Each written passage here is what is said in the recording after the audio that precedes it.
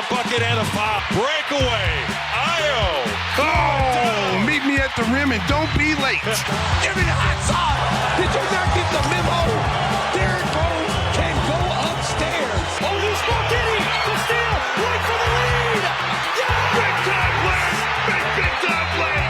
Gimme for the win. Go! My God! I cannot believe it. Hey everyone, welcome into a brand new edition of the Gimme the Hot Sauce podcast. Timmy Whispers alongside Stacey King in the middle of a very busy travel schedule. We are recording on a Wednesday afternoon. He got back from Houston about 2 a.m. and he's got a game tonight against the Utah Jazz. Stacey, welcome in. That Rockets game was encouraging in the fact that they really played well, hung in against a quality Western Conference team without their starting backcourt of Josh Giddey and Kobe White. Unfortunately, they couldn't finish and couldn't get the win. Yeah, I mean they're always gonna play good as long as they have bodies, and they have all their bodies there. They're a pretty formidable team. They can pretty much play with anybody. But you're missing two key elements. The pace is a little bit different without Josh being there. A guy that can get everybody shots, put pressure on the defense. I thought Tre Jones has played well since he's been out. He's done an excellent job. He had a career high last night. Was on the attack, taking what the defense gives him. He's been a solid two-way player all year long. And, that's why the bench is so important when Bulls are healthy, because your bench is super strong. Matter of fact, the bench's numbers are almost as good as the starters' numbers. And they're the number 2 bench in the league when they're all healthy, because you have guys like Kevin Huerter coming off the bench. You got, Io, Trey, Smith. They've got so much talent off the bench that's what gives them chances to win games every night. Let's talk more about Tre Jones. When he first came into the league out of Duke, he didn't score a lot at Duke. He wasn't considered, this first team All-American type talent. A lot of people thought his brother Tyus was better. Now Tyus has kind of fallen into a deep reserve role. Tre, his ability at 6'1" to get to the rim is what really impresses me. He's not afraid of the shot blocker back there. He has this unique ability to kind of angle his body away from the shot blocker. What have you noticed about his improvement since he first arrived in Chicago? Well, he plays bigger than he actually is. He plays bigger than 6'1", and he's tough. He's a tough kid. Don't let the sly smile and the Duke pedigree fool you. He's got some dog in him. Very competitive player. Kind of reminds me of Fred VanVleet type of player. Does a lot of things well. Doesn't do a lot of things great, but he does a lot of things well. He's not going to beat your team. He's going to always put your team in position to play well or to win games with his decision-making, high basketball IQ. A lot of times he tries to get everybody involved, that's what you want your point guard to do. But I thought last night he knew that we needed to score a little bit from the PG position. And he put his foot on the accelerator. He showed another side of his game that we haven't seen a lot of. We've seen bits and pieces of it, like 15, 16 points.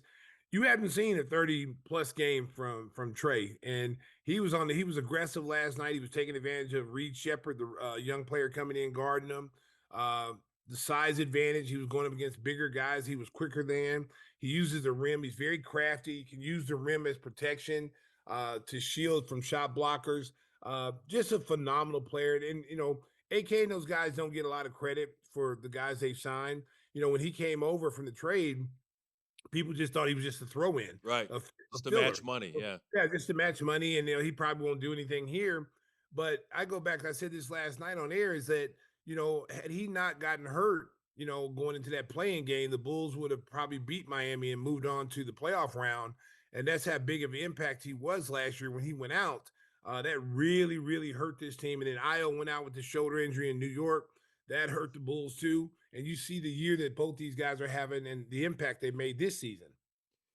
Stacey, you played with the greatest closer of all time in Michael Jordan. And I know one of the laments of Bulls fans is, boy, we need to get a star in here, a real legitimate superstar. You saw what having Kevin Durant on the floor meant for the Houston Rockets. I don't care if he's 37, 38, whatever he is. He took over that game in the last 2 minutes and brought his team home. Well, the thing about having a guy like that, and we've seen it all year long, when the Bulls have lost games, it's because the stars take over. We saw him with Donovan Mitchell early in the season in Cleveland. Bulls are winning the game completely in hand, and he takes over. We've seen Giannis do it. We've seen, every team that has a really elite player take over games and be able to beat the Bulls. It was no different last night. Kevin Durant did so many things that helped them win that game. I give him credit because most superstars, they want the ball in their hands to score, to be the guy.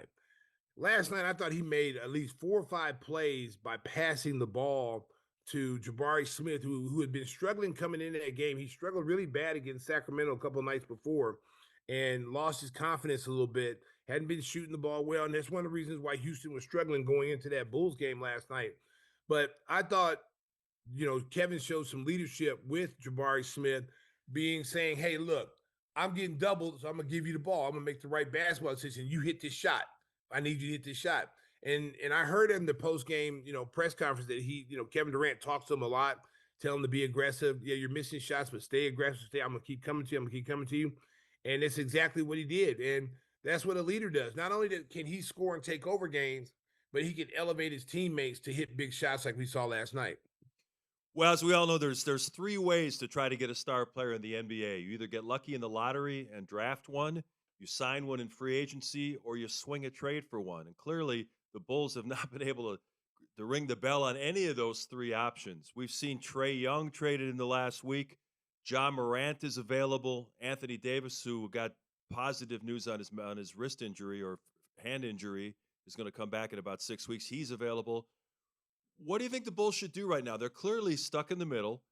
Should they roll a dice on a guy like Ja Morant, who's had a lot of problems in Memphis, or just stay the course and try to use their cap space this summer? No, I don't. We don't need another guard. I'm just going to be honest with you. We don't need another guard, and I wouldn't. I'm not saying Ja Morant wouldn't be a nice fit here, but he's got a lot of off-court problems Yeah, right now, maturity issues that he has to work through. He's a phenomenal talent, phenomenal player, but where's his head at? Where's his mindset at? Now coming to another big city because Chicago's bigger than Memphis. There's a whole lot more to get in, get in trouble here in Chicago than there is in Memphis. So I don't think that's a good move. I mean, if you're going to go swing the swing to the fences for somebody, you hear Zion Williamson's named up. What would you have to give up to get him? If you're watching these trades, guys are not giving up the house, the right. farm for guys. I mean, you're getting Trey Young. Basically, you got him for a bag of chips and Fanta. Yeah, they just wanted to get So off the money. They yeah, didn't they get want much to get back the at all. yeah, McCollum's an exactly. expiring contract, and Kispert is a nice player, but he's basically a six-man type of guy. Exactly. So what you're seeing out there is teams they're not getting what the value of what their player they're giving away. And the reason why is because teams can hold them hostage and be like, "Hey, look, we know you got to unload this guy. We know you got to get rid of this guy. Why are we going to offer you the house when no one else is offering you anything for him?" So we'll just sit and play the waiting game, and then when the price is right, you'll come back to us. And that's what you're seeing is going on. That's what you saw a few years with Zach LaVine when his name came up in trade talks. Here's a guy who's averaging 25 points a game, one of the most explosive players in the league, and nobody was beating the Bulls' door down for a trade. They're talking second round picks for a guy who was an all-star caliber player. And so teams now are not as desperate as you think. If you're able to swing a deal like, say, for instance, Giannis, with Milwaukee, Right. that's a huge get. You're going to have to give up a lot to get that kind of player because not only is he a great player and he can elevate your team to a championship caliber team, he's a guy that doesn't get in trouble off the court. He doesn't have any issues that you have to worry about. Like, is this guy going to show up and play? Is he durable? This guy plays, 70 plus games a year. Some of these guys you're trying to go get, they play 40 and 50 games. And you're going to give up a whole bunch for these guys, and you don't know if they're committed to play basketball. You don't know if they're committed to work and to try to help your organization elevate to a championship caliber organization. These guys have a lot of talent, Mark, but their track record and what they do off the court.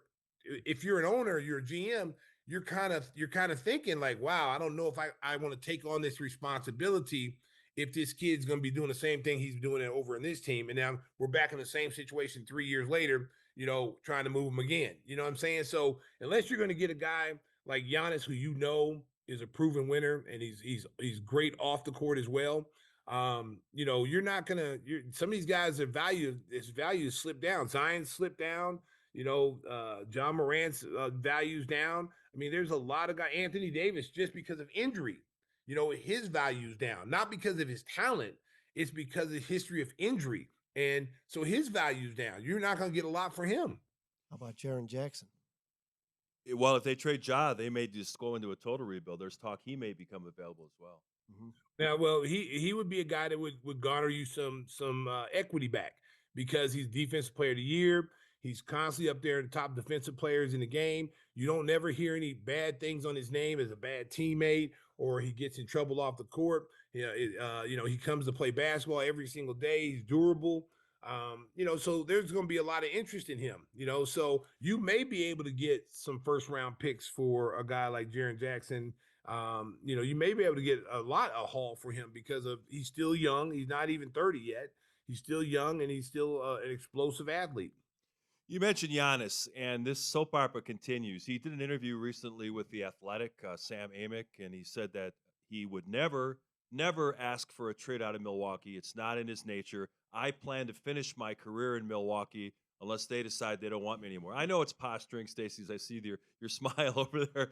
But my point is, if the Bulls are ever going to make a run at him, this is the time to do it. Offer him like Vooch, Kobe White, Tre Jones, whatever else they want, and multiple first round draft picks to bring Giannis in. If you're going to take a big swing for a star, you saw it happen while you were doing a game, but they got embarrassed. They got punked at home by Minnesota last night. They lost by 35. Yeah, they got booed. And Anthony Edwards and Gobert didn't play. They were down by 40 in the first half. At some point, maybe Giannis doesn't ask for a trade, but maybe if you're John Horst, the GM of the Bucks, you go, This isn't working. Our best hope of getting out of this is trading Giannis for like 4 or 5 first round picks and starting over. If I'm AK, I'm calling. I'm making my best offer, trying to steal him. His post game said it all. That face. Well, he's got every post game. He says, "What are we doing here? We fall behind. Why are we doing this?" He's clearly frustrated, but he won't push that detonator button to ask for the trade. Well, and then the crowd was booing him. Then he booed the crowd. Yeah. After he fouled, made a 3-point play, he booed the crowd.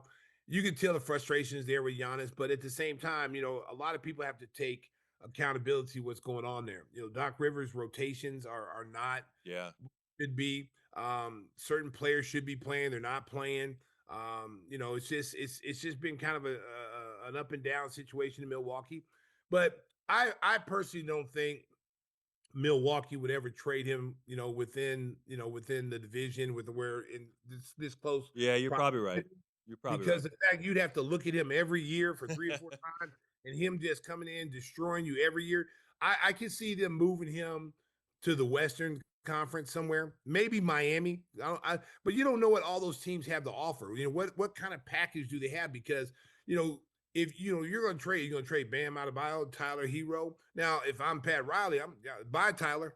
He's gone. Yeah, he's gone. I mean, I can get another shooter because he's missed a lot of games this year. Yes, he has 7 games. So if I had to include him in the package and some first round picks, if I'm Miami, I'd do that deal in a second.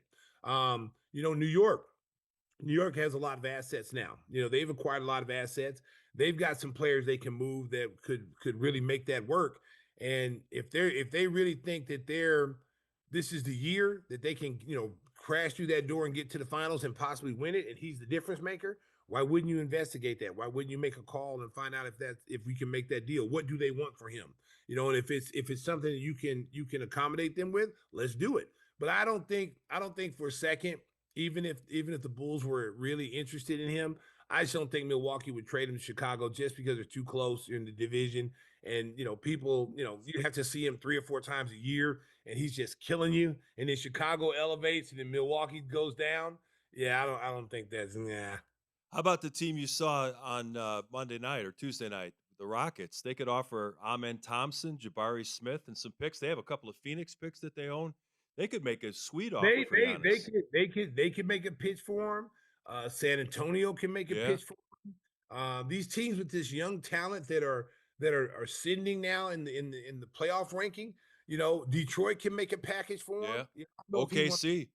I don't know if he want to play in Detroit, but Detroit have some pieces they could give up. OKC has picks and some. They could trade Chet and first round picks. And you tell me Milwaukee wouldn't do that? Because you've got to get something. If you plan on moving him, you've got to get some pieces back that the rebuild's not going to take very long. You know what I'm saying? You don't want it to be a 10-year rebuild. He's retired and going to the Hall of Fame, and you're still a below 500 team. And Yeah. that trade really decimated your franchise. Like when Kareem was there and, and he went to LA, it changed the whole complexion of their organization because those are generational talents. And it's hard to get, Mark, you're never going to get equal value for a player like Giannis. You would never get equal value for a player like Scotty or Michael in their prime. You're just not. There's nothing you can give me that'll be equal to that unless you're trading superstar for superstar.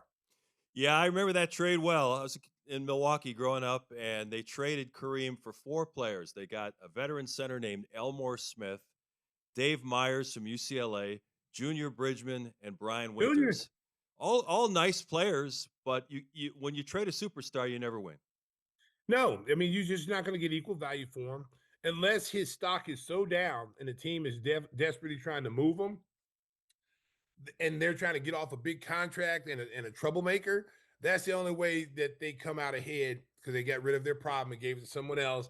Then we took the money off the books and now we can go maneuver and sign other free agents in offseason. It's a really tricky and really tricky slope with Giannis because Giannis is passive aggressive. he, Yes, he, he is. he sends all these mixed messages, but really his agent's doing the most of the talking because he's telling his agent what to say. Right. It keeps him clear of all of it. It's just like Rich Paul on a podcast talking about what the Lakers should do. Yeah. The Lakers should trade, Austin Reeves and go bring, so and so over to the Lakers. Yeah. And there's a conflict of interest when you are an agent and your clients are on the Lakers and you're asking the Lakers to make a trade via podcast by putting pressure on them. And Giannis's agents come out many times, and you heard it. There was inquiries about coming to Chicago, some other places. What were the interest in Giannis? I don't know because I'm not on the inside. I don't know if that was true or not, but that's what the rumor was. And you kind of saw that it might have been true by the way he played when he came. It was like a couple days right after that. And then it was like the Bulls said they weren't interested in him. No, we're not interested in him. And then you could tell he had a little piss and vinegar when we played them a couple of days later. And then he did that dunk at the end of the game. Yeah. That was kind of, to me, that was sending a message like, oh, so you don't want me? You don't want this? Oh, well, you can, this is what you, and that's what it seemed to me, that he was sending a message, because Giannis is not a bad guy. Right. That's in his personality to do what he did because he's one of the main people that always say respect the game, know the history of the game. You don't do that, da-da-da. For him to do that after all the preaching he says when someone does it to them, that's what really caught me. I'm like, okay, that was personal. That was a personal thing because he's a guy that's not in his character. I've never seen him do that in his career. The only thing I've ever seen him do out of his element, out of his personality, is when he flagrant fouled Mike Dunleavy in that playoff series we had with them. Right. When he was still a young player. He wasn't Giannis that we know now. He was Giannis that has a lot of potential. And he ran across the court and like torpedoed Mike Dunleavy. And now Mike Dunleavy is the general manager for Golden State, and they're trying to trade for him. That'd be an interesting conversation, that's for sure. Hey, Whispers, we got to get you involved here. I'm curious from your perspective. You obviously love the game of basketball. You're a Bulls fan. What would you like to see him do? We had AK on the show, and he said their strategy was to build through the draft and use their cap space this summer of 2026. They could have somewhere between $50 and $70 million, depending on who they bring back. What would you like to see the Bulls do? I think they have to do what I was mentioning earlier is that you look at how do you find a durable, super athletic rim protector that you build around. You talk about the upcoming draft, that's not there.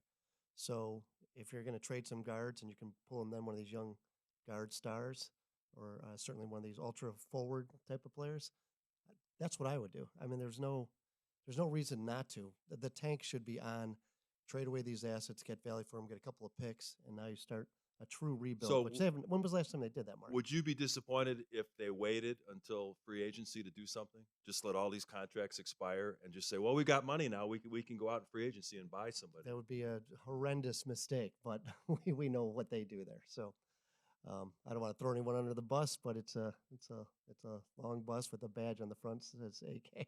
So Yeah. It's Well, it's a listen, dangerous, right? Like Whisper said, Stacey, you're taking a risk if you just let those contracts expire and say, "Oh, we got $70 million, we're open for business." Well, A, it's not a great free agent class this year, and B, you don't know if anybody's going to want to come here to a team that's been, in the play-in the last but look several at that years. theory, right, Stacey? When you're talking about that theory of we're going to pull players that have potential off the bench, that's great to fill in gaps, but to build a whole team that way, I don't see it. no. Well, I mean, it's they've had success with it so far. I mean, the thing that's really derailed is the injuries. Jalen Smith is his numbers. When you look at his numbers, he should be playing more minutes than what he's playing. His plus minus numbers is off the charts when he plays. That big lineup has been very productive since they put it in there. We saw it last night in a situation last night when they're not a big lineup, they got out rebounded. There was a period of game in there when he had five small guys out there, and they got out rebounded. A lot of second chance points, a lot of extra rebound possessions for Houston last night. I think there's young guys out there. Phoenix has some young bigs that are not playing a lot. That I would look at Mark Williams and these guys that are out there. I might even investigate the kid Ware in Miami. I love that kid. I love Kelley Find Ware. out to find out like what are they willing to do to make a trade for him?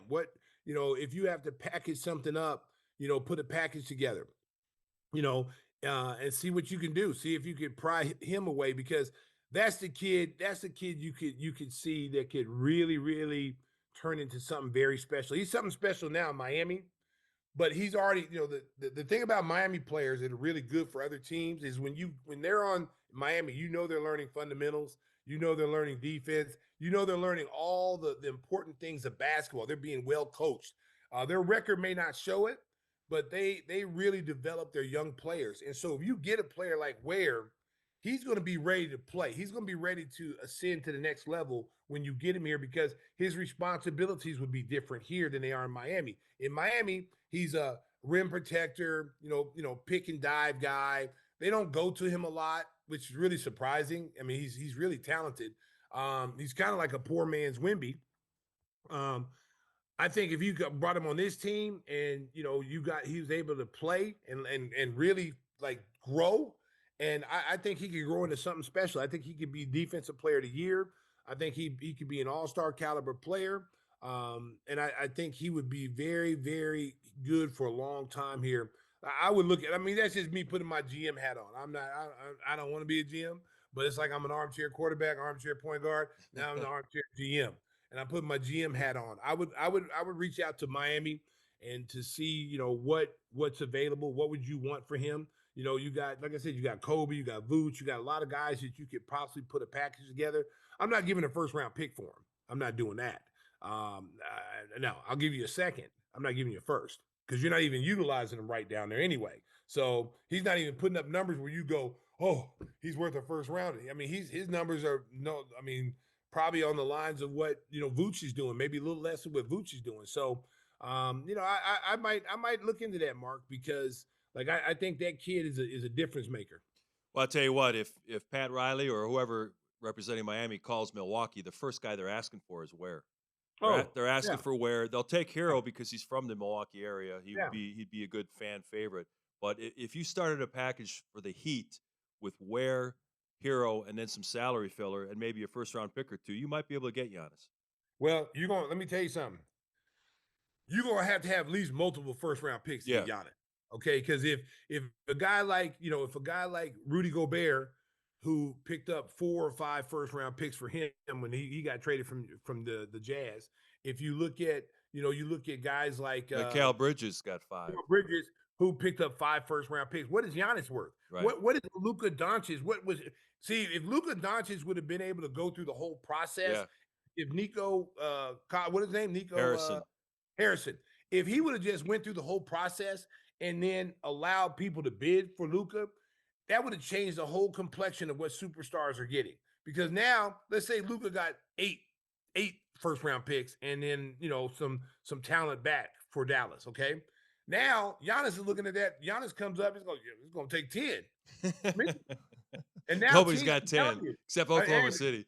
I'm telling you, but I mean, future, you get future picks. You get like 2035, Yeah. 2040. Well, you can only Give 'em those- trade 7 years out, Stacey. I don't care. Trade him. Trade 7 years.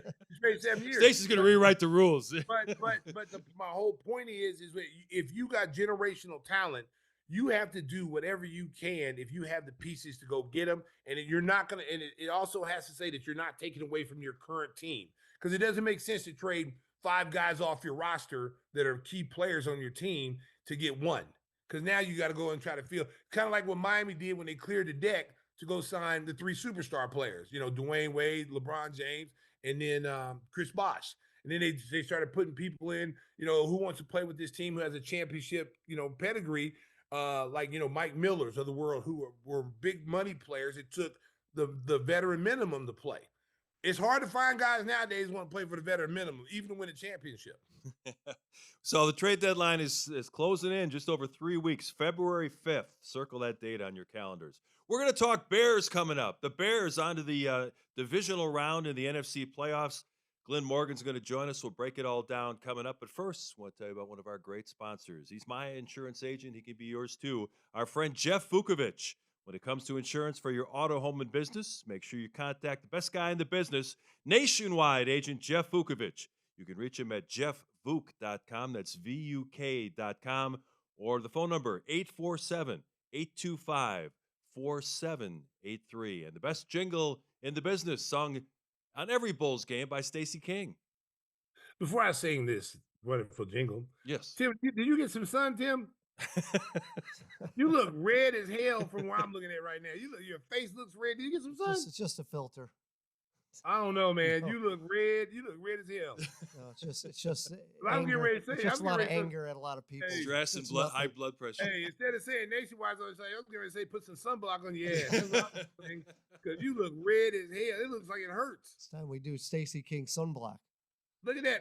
I mean, I don't know if it's from my little computer here, but like your forehead looks. I'm a little warm too. No, he's pretty red, Stace. You got Is it. he red? You're on the money. Yeah. Okay, that's what I thought. I'm like, man, he looks burnt. My wife said she spotted me in the gym the other day because she couldn't really make me out from across the gym, but she said my face was so red. She's like, "Oh, there he is." It's like a Yeah. glowing Where have you beacon. She been? said Did there's you go to heat waves Florida? coming off my head too. Did you go to Florida? Did you go to Florida? No, I was in California. If you remember, I got a little sunburnt out there. Man, It doesn't take long. I just have to walk to the car. You need to go put some butter on yourself. Nationwide is on your side. And so some sunblock. That's a great for Tim transition. Yeah. Oh, my A goodness. different flavor. I'm on not the sure I got the Nationwide lead jingle in, today. but He looks like one of those 7-Eleven hot dogs that roll on the little thing. I feel like one. Like I've been Man, on it for a you week. got burnt, dude. Your forehead looks like it's a mask. Like you got a mask on. Well, the folks that were out at Soldier Field got windburn. It's going to be ice cold for the game against the Rams. We'll break We it need to all get a down. sponsor. If there's any sponsors out there for sunblock, we need to get a sponsor. We'll make Copper sure. tone. Yeah, something. We got to get a sunblock contract so we can give it to Whispers. Man, ooh, that looks like it hurts. You're like you've been tortured. Nope, just hypertension. Glenn Morgan joins us next on Give Me the Hot Sauce.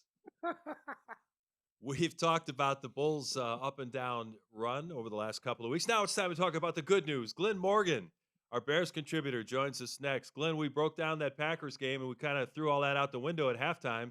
But Superman, Iceman, put on his cape and led the Bears to victory. That was a bizarre game. Just all kinds of crazy things happened. What stood out most to you about the way the Bears were able to rally in that second half? Adjustments, halftime. That's been consistent all year long. This coaching staff as a whole has done a great job making adjustments, and the players making the adjustments, and everyone committing to that.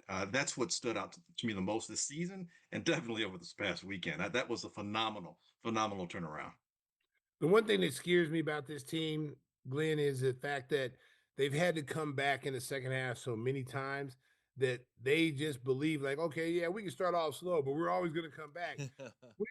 When do you think that, like, I'm just afraid that magic is going to run out the deeper they get into these playoff rounds, that they have to get off to better starts as they're getting deeper into these playoff rounds because you're playing better teams. Sure. Nobody knows that more than they do. And rest assured they're trying every single week to get off to a great start. And they had a decent drive. It just ended in a field goal in their first drive. Prior to that, I think the 9 possessions they had prior to that, and as far as first possessions overall, they weren't able to do anything with it. So they're well aware of that. I think it's just who this team is this year. And you just have to lean into it. I'm telling everybody around me, like, oh, my heart's racing and it get me a cardiac arrest. And I'm Cardiac like, Bears. I'm like, why? Why are you shocked at this point in time? It's just who they are. Just lean into it. When you're on an icy road, you don't try and turn away. You just lean into the slide, and then you'll find your destination in a better spot. And that's just who this team is this year, Stacey. It really is. I don't think it's magic. I think it's just who they are, recognizing what they can do, and then persevering in the end. And they got some help from the guys in green and gold. I mean, they totally choked this one away. Their kicker left 7 points on the board. Yeah. That 4th and 8 play that everyone's been playing over and over again. They lost contain. They let Caleb get outside. He kind of floated a pass. If you look at the replay, there's 4 white shirts around him, and nobody makes a play on the ball. I mean, the Packers just gave that game away. Well, they did, and they didn't, and they did, and they didn't. I say that because on 4th downs, the Packers were 3 for 3. The Bears were just 2 for 6. Jordan Love threw 4 touchdown passes, no turnovers. The Bears had several opportunities to corral a fumble, loose ball, and couldn't do it. And so, the Packers scored again late in the game to push the lead back to a double digit again. And missed the extra point. And missed the extra point. So it's weird, but yeah, there are things they did to definitely contribute to the loss. I mean, calling a timeout late in the game. There's about 44 seconds left. Didn't seem like it was a bad thing at the time. I thought it was a little strange. I thought maybe they get another playoff, but well, they called a timeout on defense previous to that for no reason. And previous to that, which gave the Bears a little time to collect themselves. But it cost them. And I think the most pivotal play as far as ending this game or leading to the game's end was the injury. That cost them 10 extra seconds, man. Yeah. And at that point, it just their backs were against the wall, so to speak, and they just didn't have the time to really continue to go down, matriculate down the field. They were doing a good job up to that point. It's just they ran out of time, and the Bears sealed the deal. One of the things that I saw coming out of this game, first of all, this is a bitter rivalry. This rivalry's going on since the turn of time. And I took exception to the fact that the Packer fans now have got this petition to try to make Johnson apologize for what he said about Matt LaFleur and the Green Bay Packers. And I'm like, what? First of all, as many times that Packers fans have downgraded and talked trash about the Bears, you go back to the draft when they, when Clay Matthews said the Bears sucked on national TV with millions. Exactly. Did we call for an apology? No, we didn't. Okay. So you know what, Packer fans, suck it. Because you know what? I'm tired of y'all crying. Because you know what? When you win, you talk trash, and when you lose, you cry. You got to make a decision. You got beat now. How many times this year? They beat them two out of 3 times this year, the Bears did. Okay. Yeah. Caleb Williams has got a winning record against you now. Okay. So you might as well just accept it.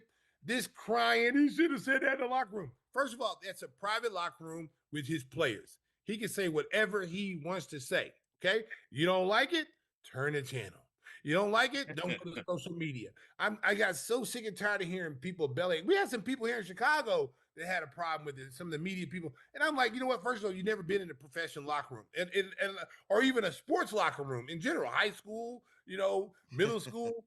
But when you go to a pro locker room and the rivalry is so intense. This goes deep. This is blood deep. This is personal. So everything that's going on is personal. So you have to put all that other sportsmanship, all that stuff out the window when it comes to Bears and Packers. And if people don't like it, especially Packers fans, when y'all winning, y'all doing a double check belt thing. Exactly. Y'all dancing on our field and you yapping that we suck.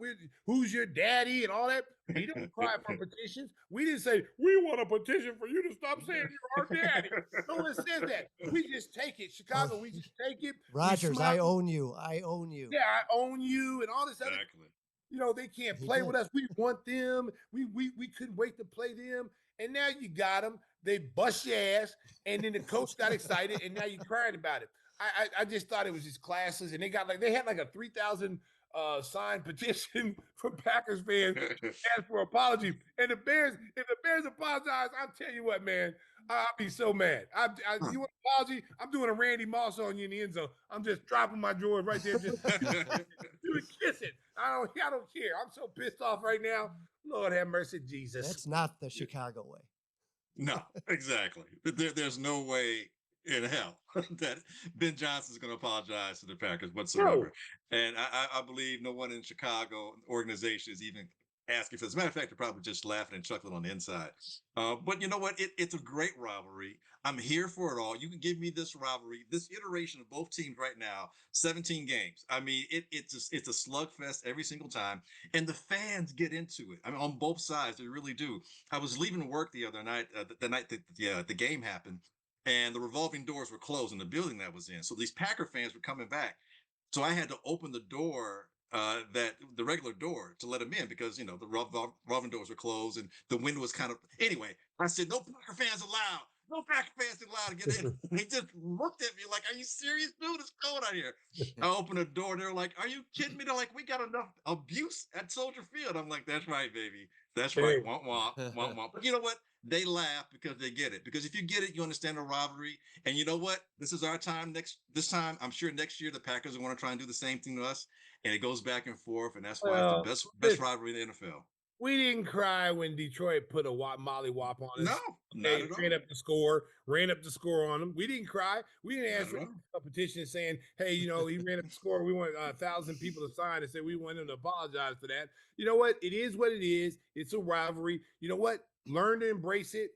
This is how it was when we played the Pistons. The Pistons and the Knicks. Yeah. The fans got into it.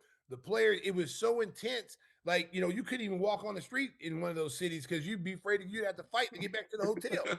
I like it like that. I like that intensity, okay? So it's the Bears' year. The Bears have been down for a while. You've been kicking the Bears down. You've been talking trash to them. Now it ain't no fun when the rabbit got the gun. Okay? Exactly. The rabbit got the gun now. So what you gonna do? You either gonna step up and be better next year, or you're gonna be crying about what happened this year in the next year. So I don't want to hear it. Way to go, Ben Johnson. Way to go, Bears. Bear down. Because we ain't your friend.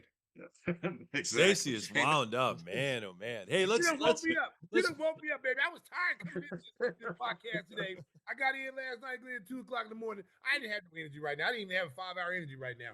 But you got me talking about the Bears and the Packers, and the Packers fans just pissed me off talking all this trash, crying. He didn't shake our coach's hand. They said, he said all these expletives in the locker room. It's not fair. Go on, man. Missed it with that. Mr. Man, we got to give him an Emmy for that performance. Stacey King, ladies and gentlemen. Hey, bear down, baby. Bear down. Let's put the green and gold in the rearview mirror. That's where they belong right now. Run them now. over. Don't put them in the rear view. Run them over. Run them over. Now it's the guys from Southern California coming in. Of course, Matthew Stafford played a lot of years in Detroit. He's played outdoor cold weather games. He did sprain his finger in their victory over Carolina. We'll see how that affects him. How much do you think the weather is going to impact the game? And I think the crowd's going to impact it more. As Stacey mentioned, the crowd was unbelievable on Saturday night in that win over the Packers. Yeah, the crowd was phenomenal. I give, as far as Emmys go, whoever's directing that game did a great job cutting to all the fans at the right time, the grating of the cheese, everything else. The fans, and Ben Johnson even said in the locker room after the game was over, make sure, this is his marching orders to the players, make sure when you go out there in the locker room, you start, or you're doing the interviews and what have you, that you acknowledge the fans, because he realized just how pivotal they were. And I think the fans understand it. They understand the assignment. Everybody understands the assignment. Yeah, they were great. So I think collectively the weather and the fans are those side things you necessarily think, those peripheral things that aren't necessarily something that you can tangibly point to, but that are going to make an impact on the game. The weather's mercurial. Who knows what we'll face in Chicago? I mean, we've seen fog bowls, we've seen sleet. There was some snow on the ground before the game began, then it looked clear. I mean, outside today, it was 50 a couple of days ago. Who knows what we'll face? Be really cold, really cold. It's supposed to be single digits. Yeah. Yeah, and I hope so. And it's the late game, so I hope it gets colder. but to your point, Mark, he did bang up his hand a little bit, his finger against the Panthers. So that could be a bit of an issue. It's a different situation, man, because you have a really good play caller and the head coach for for the Rams and Sean McVay. McVay. And and it's going to be interesting because the defense is going to have to learn how to play differently. Keep in mind, we played the Packers 3 times in like 5 or 6 weeks, so you kind of understood and knew the opponent. Here, you don't necessarily have to deal with the speed aspect of like Watson and what Jaden Reed offers that the Green Bay provided, but you do have to deal with physical receivers that are going to beat you off press coverage, and Devontae Adams and Puka on Nakua. So that's going to be a bit of an issue. And they have 2 good running backs, so their running games, they'll probably stick to their running game more than Green Bay did. And you have a veteran play caller who's won a Super Bowl, who's been to a lot of playoff games. So he's not going to make the kind of mistakes or be conservative at times as we saw LaFleur be. So the Bears going to have to be in the P's and Q's. I do believe that offensively, like Stacey mentioned, the concern, the Bears do need to get off. If you fall down 18 behind to the Rams, I don't think You're done. It's that, over. I don't think that's going to be the same situation. But hey, like Michael Jordan said once, you got to come through Chicago. So that's what they have to do.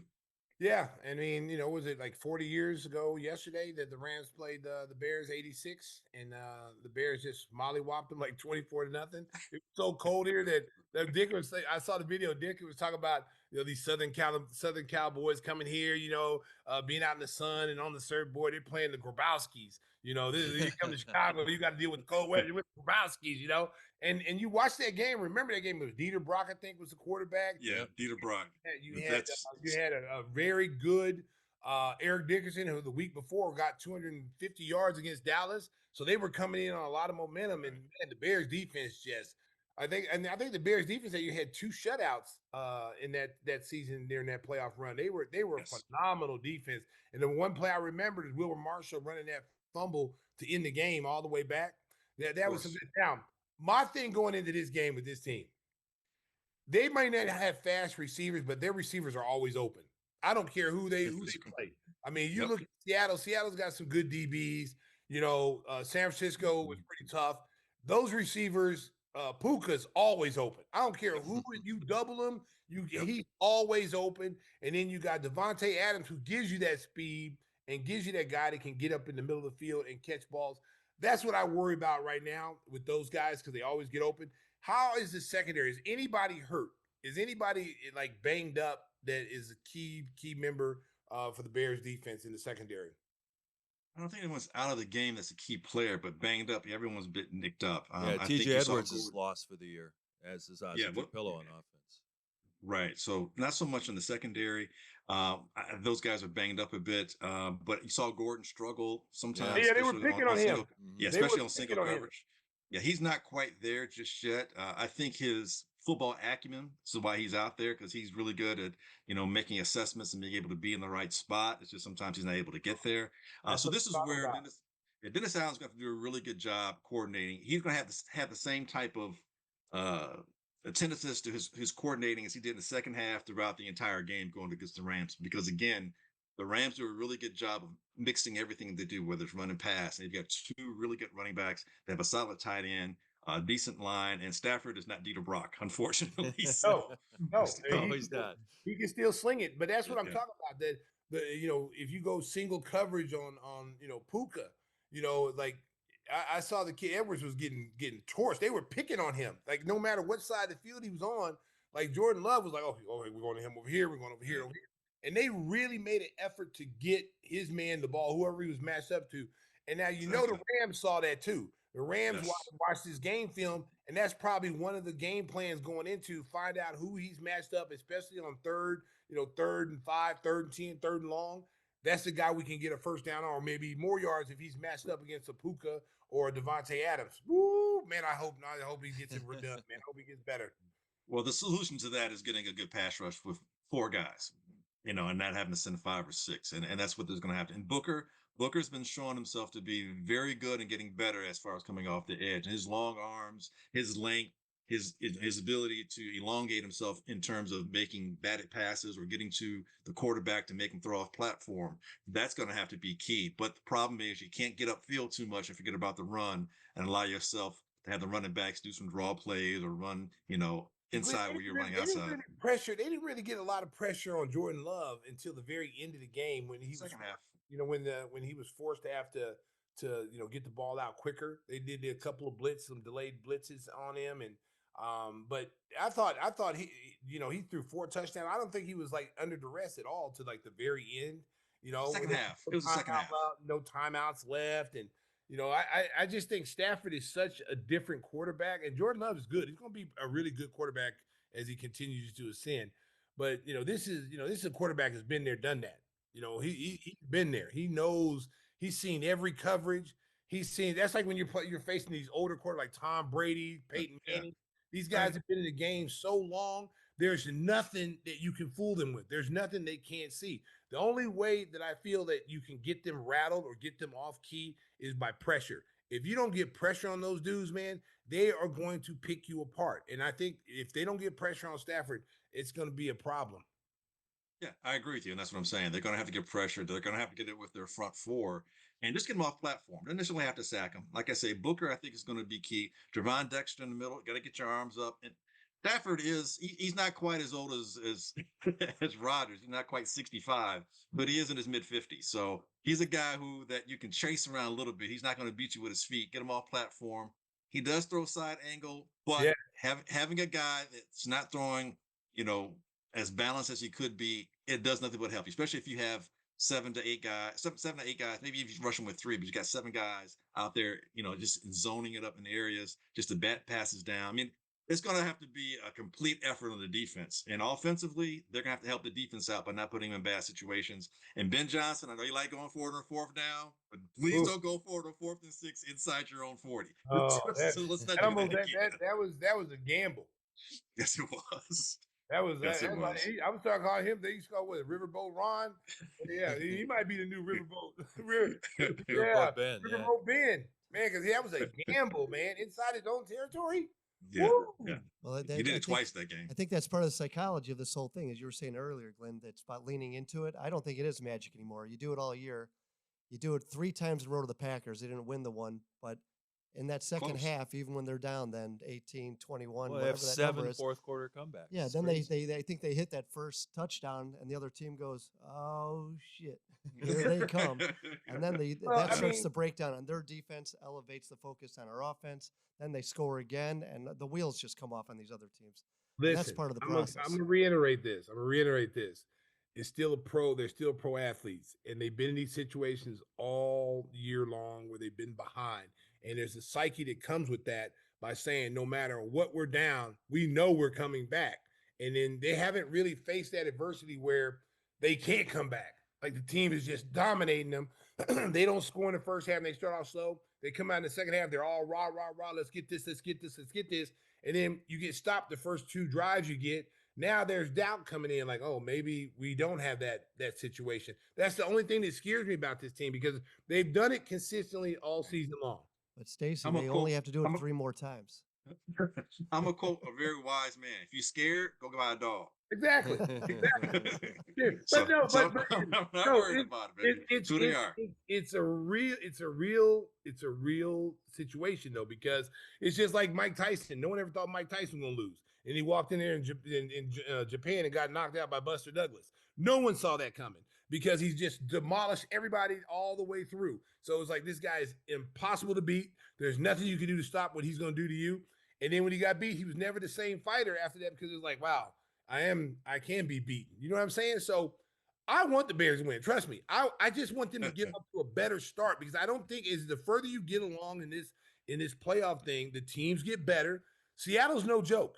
San Francisco's no joke. So whoever wins out of that is going to be a tough foe for whoever comes out of this game. So as they get further along, that they've got to get off to goods. They got to get off to better starts. Even if they score on 2 out of 4 possessions, they've got to get off to a better start. Sure. But Yeah. when they don't worry because they'll still be in the game afterwards. Because Okay, I also We got the Iceman on our side. We're all right. we come back on this podcast, Glenn. I'm gonna roast your ass, but they didn't come back. All right, what happened to that comeback, Glenn? Hey, you know what? We worry about figuring out other stuff out next year. Right now, be who you are. Don't worry about it. Control what you can control, and keep at it. That's what they do. They keep their nose to the grindstone. The Iceman's doing what he needs to do. The rest of the team believes. Ben Johnson's aggressive. Other teams know that, and I think to some degree that makes them, and Tim kind of alluded to that, it makes them a little pushed out in the opposition's mind because they've seen it done. We even saw Michael Parsons watching the game texted. We found out he's like, hey, this team plays for 4 quarters. Don't forget. Even he knew that. He saw it coming. And the Bears are still trailing at that time. So if he knows it, the national media knows it, national fans across the country know it. I'm sure the Rams know it. So all the Bears have to do is just be who they are, lean into it, and enjoy the ride, Stacey. Enjoy the ride. Two Listen, California I'm teams enjoying in the the ride, cold too. man. I'm enjoying the ride, but you also got to remember, I'm a professional athlete. I know how this works. Okay, so I got that perspective on me. So I want them to win. I want Caleb Williams to play well. I think he's starting to get the recognition he deserves now.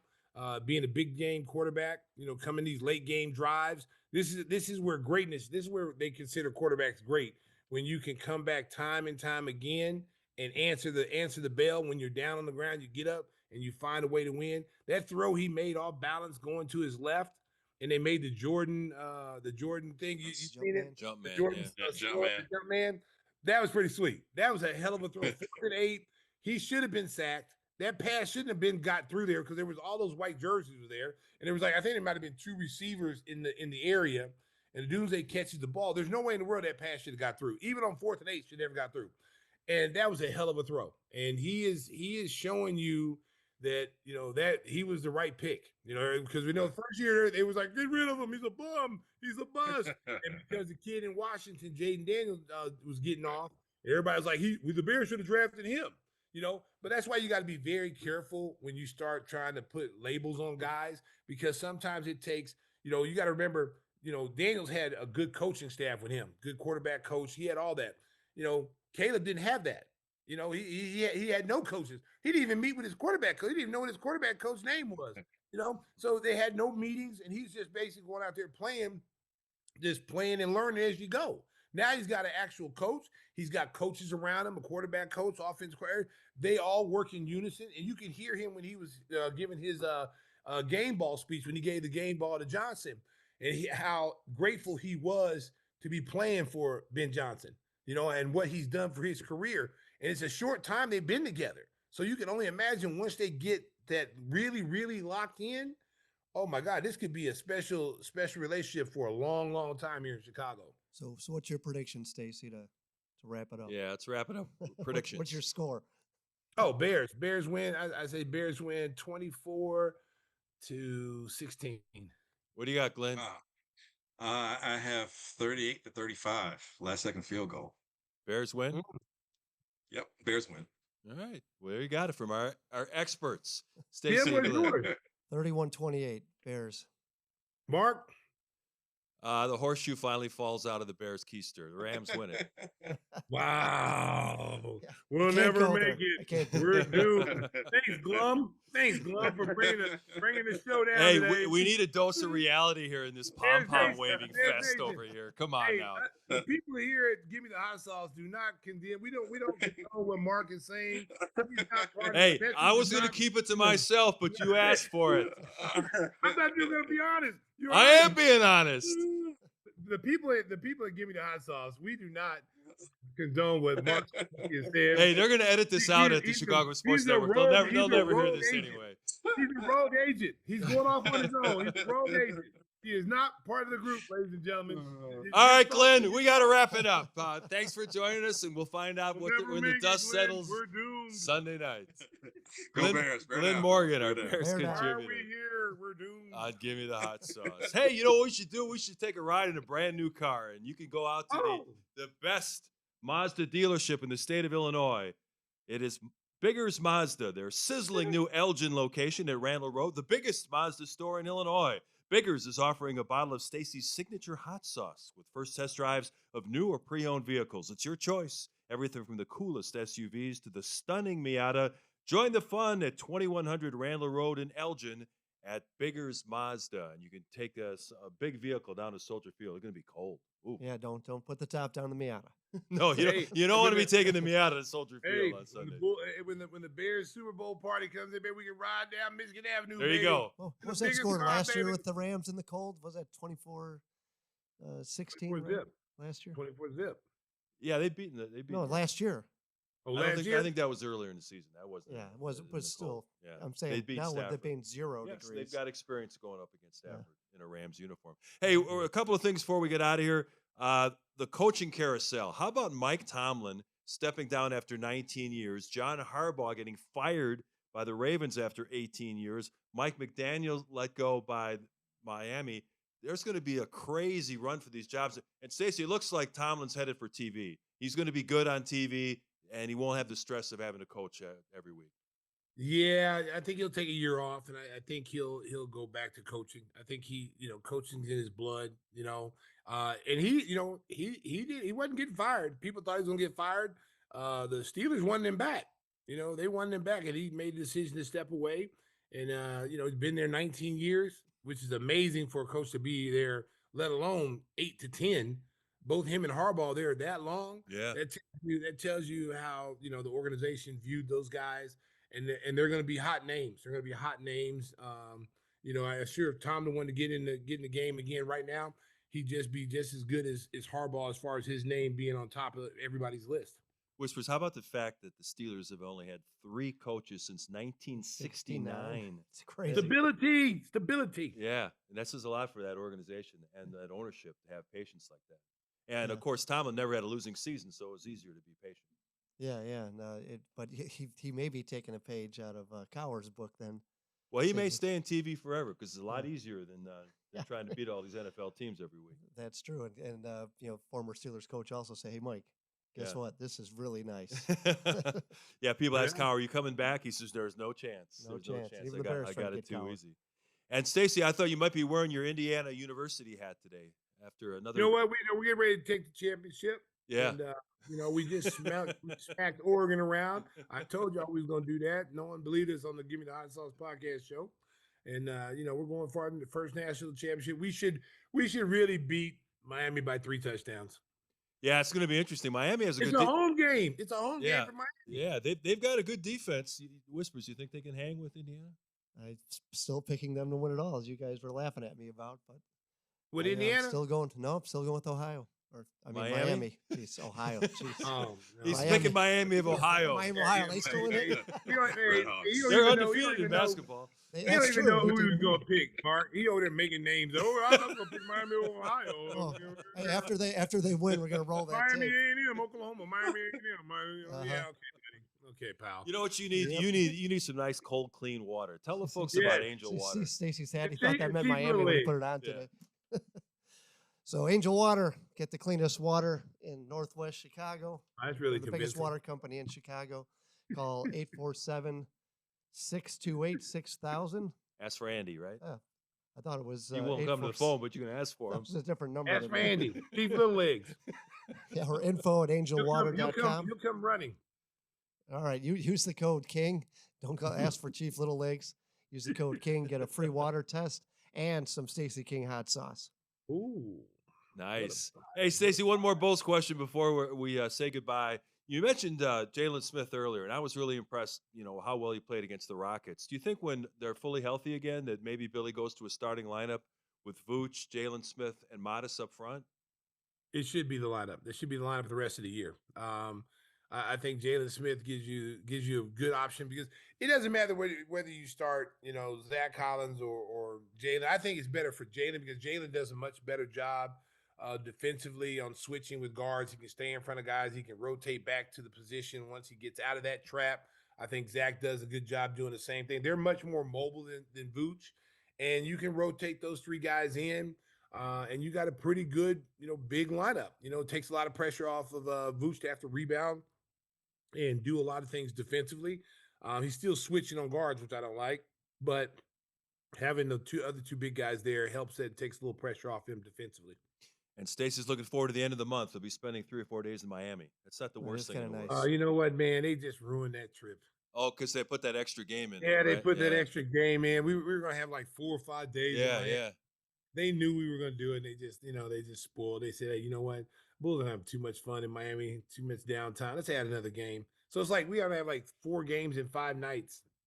Yeah, what was it like last Thursday with the condensation game? That had to be just surreal. What was going on Oh there? man, I've never seen that before in my life. Somebody listen, I don't know I don't know all the logistics, but some people were talking about somebody had one job to do and they didn't do it. That person I may don't not be know. there anymore. I'm not trying to blame nobody. I don't want nobody to get in trouble. But from what everybody was talking about, somebody had one job to do and they didn't do it. And Oh no, that's why you had the conversation. But I'm gonna tell you something. A lot of people, oh, they could have played it. No, they couldn't. no, Because I walked out on the floor afterwards. I had some people that want to take pictures on the yeah, courts, and it was literally slippery. Like, and I had like some Jordans on. I was just yeah. like, oh man, you can't play. There's no way in the world they could have played on this. And it was really slick, and it was slick in certain areas. Somebody would have gotten hurt if they would have played. Now it's What's like that? the old Norm Van Leer days. Norm always used to tell me stories about 4 games in 5 nights, and we're flying commercial, and these guys got it easy now. So Yeah. now you got a 4 and 5 night stretch coming up. Yeah, they got, I mean, they do have it easy per se, because they're younger, number one. Number two, they've got Charter massage. flights. They got charter flights. They got, people massaging them. They got all kind of stuff, man. So, but it is taxing Yeah. because one of the things we were talking about last night is having this in-season tournament, which kind of messes up the schedule for everybody. Right. Puts you in an unfair, disadvantage because the game is so condensed because of the schedule of the tournament. And if you're not winning in the tournament and advancing to those next rounds, those games become fill-in games. So games that you were scheduled to play in the in the cup game, if you're out the cup, you still have to play those games. So they add games. Like we played New Orleans now like 3 times, and they're Yeah. a Western Conference team. We normally only see them twice. We played Charlotte like 3 times already. So it kind of sucks. And they probably need to do some investigating on how to, how to space it. Because that's another reason why guys are getting hurt, because they're not getting the rest to heal their bodies up. Because, you're playing, 4 games in 5 nights, 3 games in 4 nights. And some of those times you're going from city to city. You got a back-to-back game. We flew out to Houston last night, and then or the night before. Then we come back home. We got a game tonight, a back-to-back game. Fly tomorrow to Brooklyn, New York, Yeah. to play Friday, and then we come back home. We got to play again. So it's like it's Yeah, brutal. it's crazy. The schedule is just unbelievable. But you know what, Mark? That's why they get paid the big bucks, so they can't complain. They can't complain. There's people out there working 60 hours a week, baby, and they're not complaining. They're getting there, showing up, and you want to play this game, and they pay you the money that you pay. You got to suck it up and play, and go out there and do what you got to do. Only Packer fans complain, right, Stace? Only Packer fans. Oh, Packers fans, y'all let me down. Stacey was so fired up, Get 'em man. going. Man, Packers fans, y'all let me down. I never heard so much. I was like, y'all want some cheese with that wine? Y'all want some cheese with that wine? Stacey, you're the best, man. Handle this busy schedule, safe travels, and we'll talk to you next week. Oh, one more thing. Yeah. We didn't do what are you watching, but I'll tell you what, I watched that Beast Within. Oh, The yeah. Beast in Me. The Beast in Me, yeah.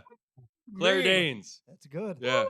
woo, I tell you, That bro. is intense, isn't it? Hey, the whole episodes were intense. And that Matthew Reese, diabolical, Yeah. man. Oh, you think you know everything? Yeah, but yeah. You don't know everything. I tell you, that dude was crazy. That dude was crazy. Yeah, So, he did a great job in what's that it called? show. The Beast in Me? The Beast in Me. It's on Netflix. Yeah. Yeah. Make sure y'all watch it. The Beast in Me. I'm telling you, you'll like that show. It was woof. If you like crime and you like all kind of who done it and trying to figure out things, go watch it. That's awesome. And Good Cub, call, Mark. You told me. and Cub fans are celebrating. They got Alex Bregman in free agency. So they spent some of Tom Ricketts' money, and now they have a lineup that looks pretty formidable in the National League Central. I'm back in. You're back All my in, huh? chips. Hopefully we don't get a guy towards the end of his career. Yeah, he's gonna be 32 in March, but And that's he's what I'm worried about. Yeah, but he's a clutch guy, great veteran leader. He had a productive season last year. I think he'll be fine. I hope so, Mark. I've been down this road with the Cousins. Okay? Doesn't put the hat on until after Soriano's, July. Soriano's, all these guys. Oh, No, he's not Soriano. He'll be good. got plenty of years left, and da. And he gets here and is like, no, that was a bad move. So, how much did he sign for? He got $175 million for 5 years. Lord have mercy. How many years? 5 years. Listen. I hope he pans out. He will. He'll Hope be he good. does. But if he doesn't, somebody had one job to do, Mark. Yeah, one job and they didn't One do job it. to do. Somebody gonna be in trouble. And Give him all that money. don't trade Nico Horner. That's my other No. advice on the way out. No, There's no, respect. no. He is a clutch player, great fielder, hits at the top of the lineup. You got to keep Nico Horner. Extend Nico. How old is Nico? I'd have to look it up. He's probably like 27, 26, 27. Yeah, He's a you got young to guy. sign. You got to sign Nico, man. Those kind of players are hard to find. Yeah. All right, enough baseball talk. We're gonna let Enough Stacey. baseball. Stacey's got to get to the United Center. He's got a game to call with Adam I Amin. forgot about that, Mark. Yeah. Start at 3:30. I got to go to work again. Yeah, I We're don't. playing marketing the Utah Jazz tonight, baby. Yeah, tell Lori. Give Lori our best. All right. The return of the King of the North. He's coming back home That's with right. a new army. The finisher. Yeah, All right. the finisher. All right, boys. Stace. Hey, drive on safe in Chicago. Beep, beep. Go Miami of Chicago. Miami of Chicago. He blew it on the way out. He didn't come for the massage, he came for the facial. Does anybody know how to post videos to Facebook? There's a block party, Mike didn't get the invitation. That's a huge three. Mustard! Lonzo left alone. Sauce. Able to swerve, bend that corner. That's the last time I'm going to see it. Williams straight on. Giants.